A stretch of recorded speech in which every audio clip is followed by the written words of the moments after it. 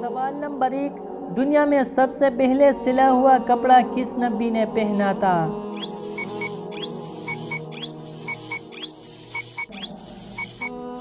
حضرت ادریس علیہ السلام۔ سوال نمبر 2، حضرت آدم علیہ السلام کس دن کو پیدا ہوئے؟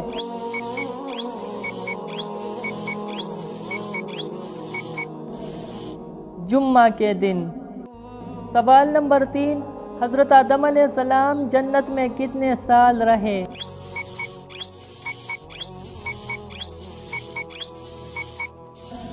100 سال۔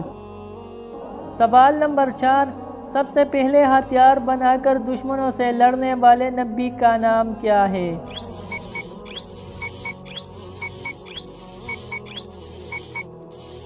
حضرت ادریس علیہ السلام۔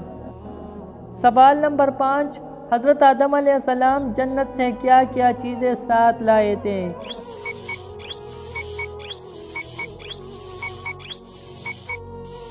حضرت آدم علیہ السلام جنت سے 9 چیزیں ساتھ لائے تھے۔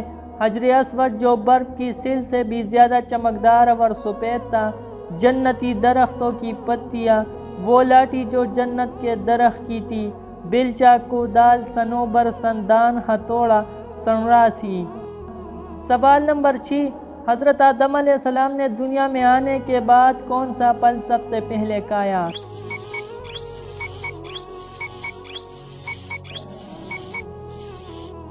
بیر۔ حضرت آدم علیہ السلام نے سب سے پہلے بیر کا پھل کھایا تھا۔ سوال نمبر 7، حضرت آدم علیہ السلام کی نماز جنازہ کس نے پڑھائی اور کتنی تکبیریں کہی تھی؟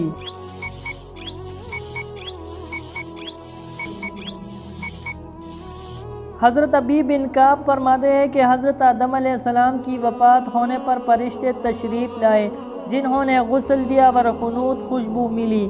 ایک فرشتہ آگے بڑھا، آپ کی اولاد اور باقی فرشتے پیچھے کھڑے ہوئے اور نماز جنازہ ہوئی۔ پھر فرشتوں نے بغلی قبر کود کر دفنا دیا۔ اور دوسرا قول یہ ہے کہ حضرت جبرائیل علیہ السلام نے حضرت شیش علیہ السلام سے فرمایا کہ تم نماز جنازہ پڑھاؤ۔ چنانچہ حضرت شیش علیہ السلام نے نماز جنازہ پڑھائی۔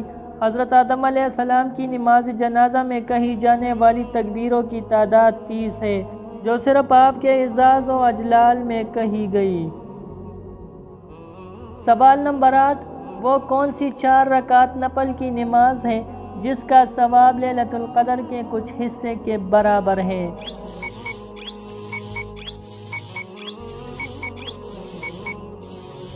عشاء کے نماز کے بعد حدیث مبارکہ میں آتا ہے کہ 4 رکعت فرض، 2 رکعت سنت اور 3 رکعت واجب پڑھنے کے بعد 4 رکعت نفل ایک ساتھ پڑھنے کا ثواب لیلۃ القدر کے کچھ حصے کے برابر ہے۔ تو ہم سب کو چاہیے کہ یہ 4 رکعت نفل پڑھے، کیونکہ اس پر 4 منٹ بھی نہیں لگتا۔